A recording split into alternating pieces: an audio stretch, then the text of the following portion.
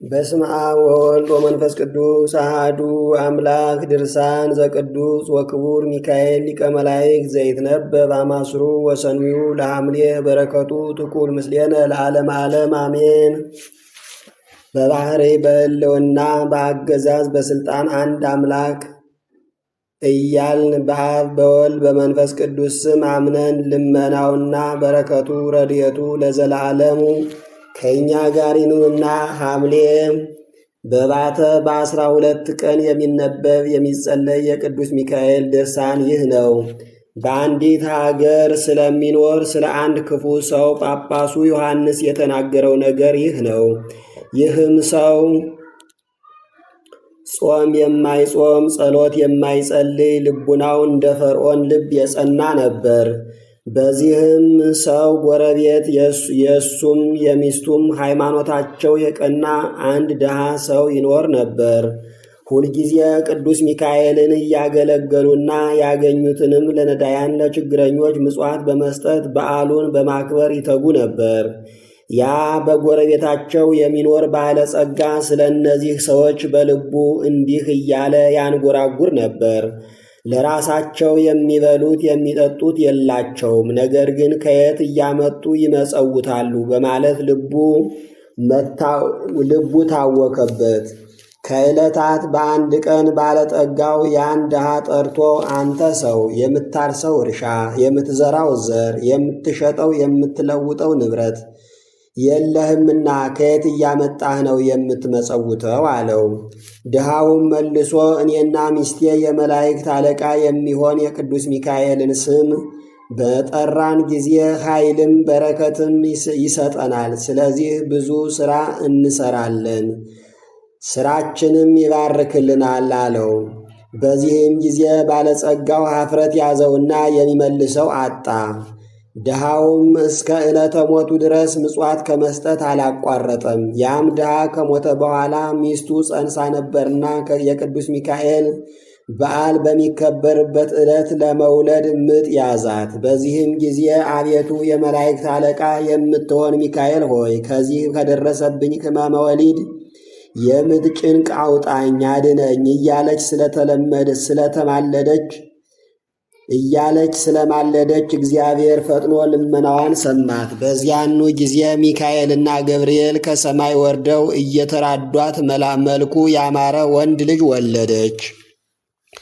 ቅዱስ ሚካኤልም ቅዱስ ገብርኤልን ሕፃኑን ባርከው አለውና ቅዱስ ገብርኤልም ልዑል እግዚአብሔር ይባርከው፣ የዚህን የተንኰለኛ ባለጸጋ ቤቱን ገንዘቡንም ሁሉ ለሱ ይስጠው ብሎ ባረከውና ሁለቱም የእግዚአብሔር መልእክተኞች ሚካኤልና ገብርኤል ወደ ሰማይ አረጉ።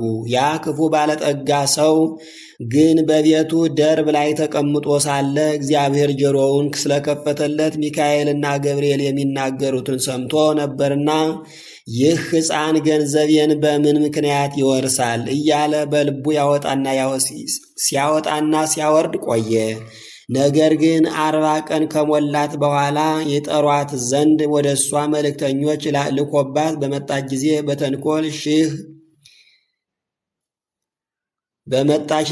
በተንኮል ሲሸነግላት ሴትየዋ ሆይ ከአንዲት ሴት ልጅ በስተቀር ልጅ እንደሌለኝ ታውቂያለሽ። አሁንም ይህን ልጅሽን ስጭኝና እንደ ልጅ አድርጌ ላሳድገው።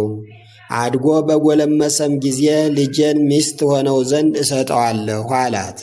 እሷም ስለ ችግሯ በጥያቄው ተደስታ እንካ ውሰደው፣ አሳድገው፣ እግዚአብሔር በሱ ላይ የወደደውን ያድርግ ብላ ከሰጠችው በኋላ ያ ሕፃን ከዚያ ከባለጸጋ ጋር ለ3 ወር ያህል አብሮ ተቀመጠ። ከዚህም በኋላ ያ ባለጸጋ በዚያ ሕፃን ላይ ተንኮል ያሴርበትም ጀመረ። የሚጠፋበትን መንገድ ፈልጎ ውስደት በሚባል በታላቅ ስልቻ ውስጥ ከቶ አፉን አስሮ ብላቴኖቹን ወደ ባሕር ይጥሉት ዘንድ አዘዛቸውና ወስደው ከባሕር ጣሉት። ቅዱስ ሚካኤል ግን ወደ ብላቴናው ወርዶ ወደ ሩቅ አገር ወስዶ ከባሕር ወደብ ጣለው።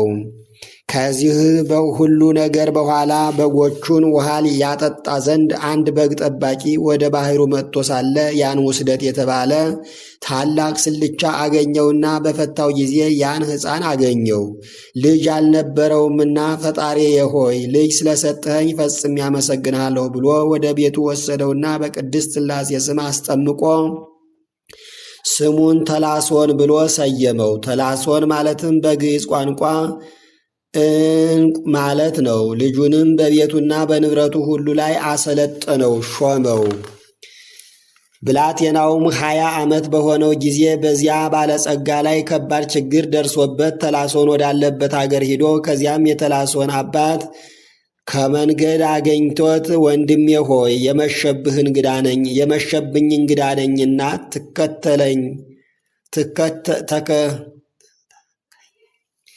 የመሸብኝ እንግዳ ነኝና ትተኸኝ አትሂድ፣ በዛሬው ሌሊት ከቤትህ አሳድረኝ ብሎ ስለለመነው እሺ እንዳልክ እደር፣ አንተ እንግዳ ነህና አለው። ከዚያም ከቤቱ አስገብቶት ሳለ አባቱ ልጁን ተላሶን ብሎ ሲጠራው ሰማ።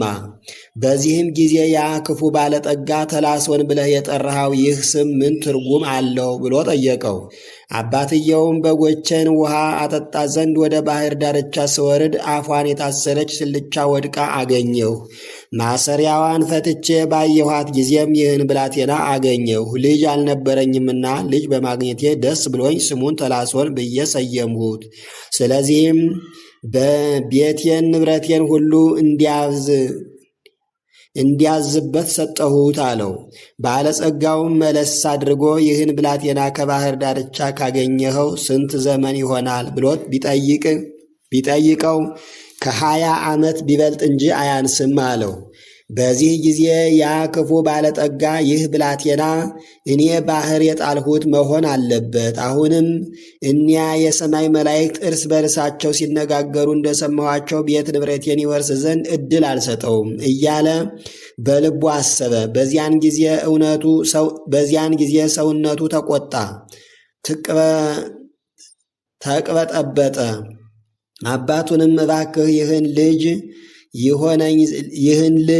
ይሆነኝ ዘንድ ስጠኝ፣ ልጅ የለኝምና አለው። አባትየውም እግዚአብሔር በማይመረመር ምስጢሩ በስልቻ ቋጥሮ ከባሕር ዳርቻ ያስገኘልኝን ልጅ እንዴት አድርገህ ስጠኝ ትለኛለህ? ይህንም ሕፃን ካገኘሁት ጀምሮ ቤቴ ተባርኳል። በሀብቴ በንብረቴ ሁሉ ላይ ጥፋት ወይም ጉዳት ነገር ከቶ የደረሰ የለም አለው። ያም ክፉ ባለጠጋ እነሆ የ2 ባሮች መግዣ ዋጋ 30 ወቄት ወርቅ እሰጥሃለሁ፣ ልጁን ግን ትሰጠኛለህ አለው።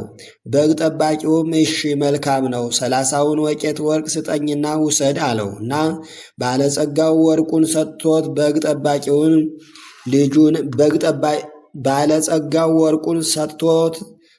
ጠባቂውም ልጁን አስረከበው። ባለጠጋውም ያን ሕፃን ይዞ ሲሄድ ሩቅ አገር በደረሰ ጊዜ ይህን ደብዳቤ ይዞ የመጣውን ተላሶን የተባለውን ጎልማሳ ወደ አንቺ በደረሰ ጊዜ ዛሬ ነገ ሳትይ ጊዜ ሳትሰጪ ፈጥነሽ አስገድዪው፣ ቀድሞ ከባሕር ውስጥ የጣልነው ሕፃን ነውና ሲል ለሚስቱ የመልእክት ደብዳቤ ጻፈ። ደብዳቤውንም በማኅተም አትሞ ለተላሶን ሰጠውና ይህን መልእክት ለባለቤቴ አድርስ፣ ያለሷ ለማንም እንዳታሳይ በማለት አስጠነቀቀው። ከዚህም በኋላ ተላሶን ደብዳቤውን ይዞ ጉዞውን ቀጠለ። በጉዞው ላይ ሳለ ቅዱስ ሚካኤል ብዙ የመላእክት ሰራዊት በንጉሥ ጭፍራ አምሳል አስከትሎ ሲሄድ አገኘው። ቅዱስ ሚካኤልም አንተ ሕፃን እንዴት አለህ ሲለው ሕፃኑም ጌታዬ ሆይ እግዚአብሔር ይመስገን ደህና ነኝ አለው።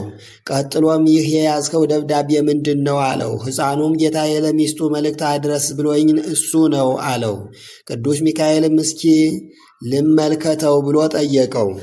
በዚህን ጊዜ ያን የመልእክት ደብዳቤ ለቅዱስ ሚካኤል ሰጠውና እፍ ቢልበት ጽሑፉ ተደመሰሰ፣ እሱ የሐሰት መጽሐፍ ነበርና። ቅዱስ ሚካኤልም ያ ክፉ ባለጸጋ በጻፈው የአደገኛ ጽሑፍ ፋንታ እኔ ባልሽ ከሄድኩበት ሩቅ አገር ይህን ደብዳቤ ወደ አንቺ ይዞ የመጣ ብላቴና አባቴ የሚሆን ወጣት ባለጸጋ የሆነ ታላቅ መኮንን አግኝቼ ልጄን ለልጁ ሚስት ሆነው ዘንድ ለጥሎሽ የሚሆን ብዙ ወርቅና ብር ተቀብያለሁ። ስለዚህ ይህ መልእክቴ በደረሰች ጊዜ ልጄን አጋቢውና በቤቴም በአገሬም ታላቅ ደስታ አድርጉ። ብሩንና ወርቁንም ሁሉ ስጭው። ይህን ብቻ ያይደለ በዱር ያለ የርስቴንና ንብረቴንም ከብቴንም የሚንቀሳቀስና የማይንቀሳቀሰውን ንብረቴንም በሙሉ አንዳችም ሳታስቀሪ አስረክቢው የሚል ደብዳቤ ጻፈለት። ደብዳቤዋንም እንደ ቀድሞ በማኅተም አትሞ ለብላቴናው ሰጠውና ይዞ ሄደ። ከዚያም የመልእክቱን ደብዳቤ ለሚስቱ ሰጣትና በውስጡ ያሉትን ትእዛዛት አንብባ ከተረዳች በኋላ እንደ ትእዛዙ ፈጸመች። ከአንድ ወር በኋላ ያ እቡይ ባለጸጋ ወደ ሀገሩ ተመልሶ ሲገባ ወደ ከተማ በተቃረበ ጊዜ ብላቴኖቹን አገኛቸውና ደህና አላችሁን ብሎ ጠየቃቸው። እነሱም በጣም ደህና ነን፣ ሚስትህም የመልእክትህን ደብዳቤ እንደደረሳት በትእዛዝህ መሰረት ከእኛ ጋር ታላቅ ደስታ ስታደርግ ሰንብታለች አሉት። እሱም በምን የተነሳ ምክንያቱስ ምንድን ነው ብሎ ቢጠይቃቸው ደብዳቤ አስይዘህ ለላከው ብላቴና ልጅህን ሚስት ትሆነው ዘንድ ዳሩለት ብለህ አዘዘህ ነበርና ስለዚህ ልጅህን ዳረችለት። በቤት በዱር ያለውንም ንብረትህንም ሁሉ አንዳችም ሳታስቀር ሰጠችው። አሁንም እነሆ እየበሉና እየጠጡ በከበሮና በመሰንቆ በበገናም እየዘመሩና እየዘፈኑ በታላቅ ደስታ ላይ ይገኛሉ አሉት።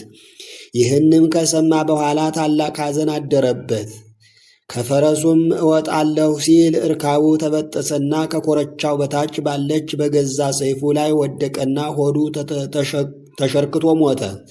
ሚስቱም ታላቅ ጩኸትና ዋይታ፣ ሁካታ፣ ጫጫታ እንዲሁም መሪር ልቅሶን በሰማች ጊዜ ከፍተኛ ድንጋጤ ያደረባት። ወዲያው የሞተው ባሏ እንደሆነ በሰማች ጊዜ ከሰገነት ላይ ወድቃ ሞተችና ሁለቱም በአንድ ቀን ተቀብረው አደሩ። ከዚህም ሁሉ ነገር በኋላ ያ ብላቴና በሰራው ሁሉ እግዚአብሔርን እያገለገለ ኖረ። ከእግዚአብሔር እንደተባረከና ሊቃነ መላእክት በሚሆኑ ከቅዱስ ሚካኤልና ከቅዱስ ገብርኤል ባደረበት በረከት የጌታችን የኢየሱስ ክርስቶስ በዓላቶች በሚሆኑ በበዓለ ገና ኤጲፋንያ በበዓለ ጥምቀቱና ለአስተርዮቱ እንዲሁም አምላክን በወለደች በእመቤታችን በዓልና በየወሩ በ12 ቀን የቅዱስ ሚካኤልን በዓል በማክበር እግዚአብሔር ከሰጠው ገንዘብ ሁሉ ለነዳያን ለችግረኞች እየመጸወተ ይኖር ጀመር። እንዲህም እያደረገ ሲኖር ክቡር የመላእክት አለቃ የሚሆን የቅዱስ ሚካኤል በዓል በሚከበርበት በኅዳር 12 ቀን አርፎ አምላክን በወለደች በድንግል ማርያም አማላጅነት ርኅሩህ በሚሆኑ በቅዱስ ሚካኤል እና በቅዱስ ሚካኤል ልመና የእግዚአብሔር ወልድን ሰው መሆን ያበሰረ በቅዱስ ገብርኤል ጸሎት ፍጹም መንግሥተ ሰማያትን ወረሰ። እንግዲህ ቅዱስ ሚካኤል ያደረገው ተአምር ተቆጥሮ የማያልቅ ነው። ነገር ግን በስሙ ነዳያንን በምጽዋት እናስባቸው ዘንድ እግዚአብሔርንም በጸሎቱ እያሳሰበ ኃጢአታችንን ያስተሰርይልን ዘንድ ካደረጋቸው ተአምራት ከብዙ በጥቂቱ ጽፈን ጻፍን። እነሆ እኔ በኢትዮጵያ ጳጳስነት የተሾምሁ ዮሐንስ እግዚአብሔር የሰጠኝ፣ እናንተም ልጆቼ ሆይ ሰውን ወዳጅ በሚሆን በእግዚአብሔር ዘንድ ቸርነትን፣ ይቅርታን፣ ባለሟልነትንም እናገኝ ዘንድ ተግታችሁ ጸልዩ። የመላእክት አለቃ የሚሆን በቅዱስ ሚካኤል ጸሎት የወልደ እግዚአብሔርን ሰው መሆን ያበሰረ በቅዱስ ገብርኤል ልመና አምላክን በወለደች በእመቤታችን አማላጅነት በመጥምቁ ዮሐንስ ጸሎት በጻድቃንና በሰማዕታት አማላጅነት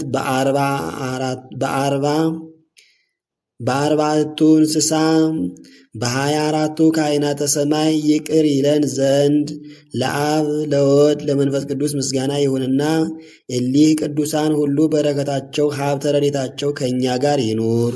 ይህን መጽሐፍ የጻፈውን ያጻፈውን ያነበበውና ምስጢሩን አሰምቶ የተረጎመውንም ያነበበውን የሰማውንም ሁሉን በአንድነት እግዚአብሔር በመንግሥተ ሰማያት ይማራችሁ፣ አሜን።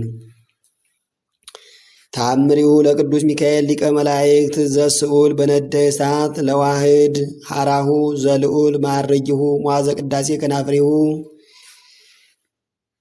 ተፈጥሮው ከነደ እሳት የሆነ ቀዳሚ ተከታይ የሌለው የእግዚአብሔር ወልድ አገልጋይ የሚሆን ማዕረጉ ከፍ ያለ ከናፍሩ የምስጋና መፍሰሻ የሆነ ከአንደበቱ የእሳት ብልጭታ የሚወጣ መጎናጸፊያው መብረቀ እሳት የሆነ በነበልባለ እሳት የተሸለመ የተጠሉ ጎስቋሎች የሰይጣን ሰራዊት አጋንንት የሚታጨዱበት የሥላሴ ሥልጣነ ሰይፍ በእጁ የተያዘ የመላእክት አለቃ የሚሆን ቅዱስ ሚካኤል ያደረገው ተአምር ይህ ነው።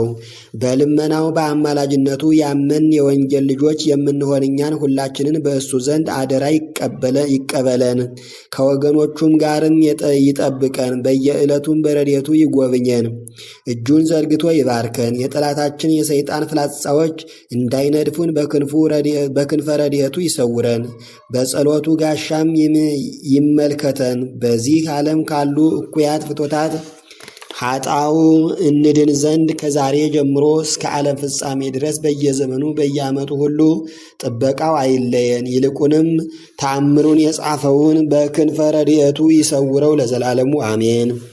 በአንዲት ሀገር አንድ ክርስቲያናዊ ሰው ስለነበረ ከዕለታት በአንድ ቀን የቅዱስ ሚካኤል በዓል በሚከበርበት ዕለት እንዲህ ተደረገ።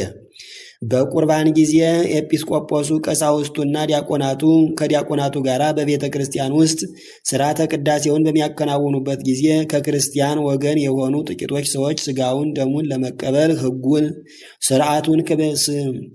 ሕጉና ሥርዓቱ በሚያዘው መሠረት ቆመው ሳለ የእግዚአብሔር ወልድን የጌትነቱን ነገር የሚናገር ቃለ ወንጌል የሚነበብበት ሰዓት ደረሰ። በዚያን ጊዜ ርኩስ መንፈስ ያደረበት ለብዙ ዘመን በእኩያን አጋንንት ልዩ ልዩ ስቃይ ሲሰቃይ የኖረ አንድ ሰው መጥቶ ከቤተ ክርስቲያን ገባ። ሕዝቡም እያዩት በታላቅ ቃል አሰምቶ እንዲህ እያለ ጮኸ። እነሆ ከማደሪያዬ አስወጥተህ አባረርከኝ። እስካሁን ድረስ ከባልንጀሮቼ ጋር የማድርበትና የምጠጋበት አጥቼ በመንከራተትና በመንቀዝቀዥ በመቅበዝበዝ እገኛለሁ። የመላእክት አለቃ ሚካኤል ሆይ ከስልጣንህ ስር ወዴት እሄዳለሁ? ከፊትህስ ወዴት እሸሸጋለሁ? ከእጅህም ልናመልጥ አይቻለንም። ከሰማይ በታች ከምድር በላይ ካሉ ቦታዎች በአራቱ ማዕዘን አስወጥተህ ሰደድኸን። ስምህ በተጠራበት ቤተ ክርስቲያንህ በታነጸበት ቦታ ሁሉ መግቢያ አሳጣኸን እያለ የቤተ ክርስቲያን ምዕመናን በተሰበሰቡበት ያ መንፈስ ርኩስ በታላቅ ቃል ይጮህ ጀመር። ያን ጊዜ ቅዱስ ሚካኤል ከሰማይ ወረደና ብርሃን ለብሶ በመብረቀ ስብሐት ተጎናጽፎ ትምህርተ መስቀል ያለበት የወርቅ ዘንግ በመያዝ ተገልጾ ታየ። በዚህን ጊዜ በዚያ ሰው ላይ አድሮ የነበረውን መንፈስ ርኩስ በቤተ ክርስቲያኑ ውስጥ በሚገኝ በመሰዊያው አጠገብ በታቦቱ በስተግራ በኩል ሰቅሎ በያዘው በበትረ መስቀል ደበደበው። ሰይጣኑም በታላቅ ቃል እንዲህ ሲል ይጮህ ጀመር። ወዮልኝ! በእጅህ ለተያዝኩ ለእኔ ወዮታ አለብኝ። ከእጅህስ በምን አመልጣለሁ? የመላእክት አለቃ ቅዱስ ሚካኤል ሆይ ደፍሬ ወደ ቤተ ክርስቲያንህ በመግባቴ ታላቅ በደል ሰርቻለሁ። ነገር ግን ትተወኝ ይቅርም ትለኝ ዘንድ ይህን ታላቅ ሥልጣንና ክብር በሰጠህ በእግዚአብሔር አምልሃለሁ። እነሆ ከእንግዲህ ወዲህ ወደ ቤተ ክርስቲያንህ እንዳልገባ ስምህ በሚጠራበት ቦታ መታሰቢያህም በሚደረግበት ቦታ ሁሉ እንዲሁም በጸሎትህ በሚተማመኑ ሁሉ አጠገብ እንዳልደርስ እምላለሁ አለ። ይህን ተናግሮ ሕዝቡ ሁሉ እያዩት በታላቅ ኀፍረትና ፍርሃት ከቤተ ክርስቲያን ወጥቶ ሄደ። ከዚህ በኋላ ያ ሰው ከበሽታው ዳነና እግዚአብሔርንና ቅዱስ ሚካኤልን በማመስገን የመላእክት አለቃ የሚሆን በቅዱስ ሚካኤል አማላጅነትና ጸሎት በመተማመን ሞቶ መንግሥተ ሰማያትን እስኪወርስ ድረስ ይቅርታና የቸርነት መልእክተኛ የሚሆን በቅዱስ ሚካኤል ቤተ ክርስቲያን በቅንነትና በትጋት ሲያገለግል ኖረ። እኛንም በጸሎቱና በአማላጅነቱ የተማመን ሁላችንንም ከሰይጣን ከሰራዊቱ ከአጋንንት ያድነን። ሕይወትን በሚሰጥ ምስጋናው ከደዌ ሥጋ ከደዌ ነፍስ በቸርነቱ ይፈውሰን። መብረቀ ስብሐት የተጎናጸፉ አርዕስተ መላእክት አርስተ እሳት ከሚሆኑ ከጓደኞቹ ከኪሩቤል ጋር ሆኖ አብዝቶ ይለምንልን። ጥንት ከሌለው አነዋዋሩ ከማይመረመር ዙፋኑን በአርያም የዘረጋ እግዚአብሔር ዘንድ ጥቅሙ ብዙ የሆነ ነጠብጣበ ምሕረቱን በእኛ ላይ ያርከፍክፍ፣ ቸርነቱንም አያርቅብን። ይልቁንም ተአምሩን ለሚያነብ አማላጅነቱ ረዳት ይሁነው። በክንፎቹ ጥላ ስር ይሰውረን ለዘላለሙ አሜን። በስመ አብ ወወልድ ወመንፈስ ቅዱስ አሐዱ አምላክ አማስሩ ወሰኑዩ ለሐምሌ ተዝካረ በዓሉ ለመልአክ ክቡር ሚካኤል ሊቀ መላእክት። በአብ በወልድ በመንፈስ ቅዱስም አምነን በባህሪ በሕልውና በአገዛዝ አንድ አምላክ ብለን በሐምሌ 12 ቀን ቅዱስ ሚካኤል የመታሰቢያው በዓል ዕለት የሚጸለየውንና የሚነበበውን ድርሳን እንናገራለን። በዚህም ቀን እግዚአብሔር የፋርስ ንጉሥ ወደሚሆን ወደ ሰናክሬም ከተማ ልኮት ስለነበር ኢየሩሳሌምን በከበባት ጊዜ ከሰራዊቱ መካከል 8500 ሰው ፈጀበት። ሰናክሬምም በንጉሡ በሕዝቅያስና በአምላኩ በእግዚአብሔር ላይ ዛሬ ከእጄ ማን ነው የሚያድናችሁ? በማለት የስድብና የዘለፋ ደብዳቤ ላከ። የይሁዳ ንጉሥ ሕዝቅያስም በእሱ ላይና በፈጣሪው በእግዚአብሔር ላይ የተሰነዘረውን ይህን የእብሪት አነጋገር በሰማ ጊዜ እጅግ አዘነ። ከሐዘኑም የተነሳ ማቅ ለበሰ። ሕዝቡንና ሀገሩን ኢየሩሳሌምን ያድን ዘንድ ወደ ቤተ እግዚአብሔር ገብቶ እየወደቀ እየተነሳ ይጸልይና እግዚአብሔርን ይለምን ጀመር። እግዚአብሔርም ልመናውንና ጸሎቱን ተቀብሎ የመላእክት አለቃ የሚሆን ቅዱስ ሚካኤልን የፋርስ ንጉሥ የሚሆን ወደ ሰናክሬም ከተማ ላከው። ከዚያም ኢየሩሳሌምንና የይሁዳን ሰዎች አዳናቸው። ስለዚህ የቤተ ክርስቲያን ሊቃውንት እንደ ዛሬው ሁሉ የቅዱስ ሚካኤል በዓል በየወሩ እንድናከብር አዘዙን። ልመናው አማላጅነቱ ለሁሉ ጊዜ ከእኛ አይለየን እስከ ዘላለሙ አሜን።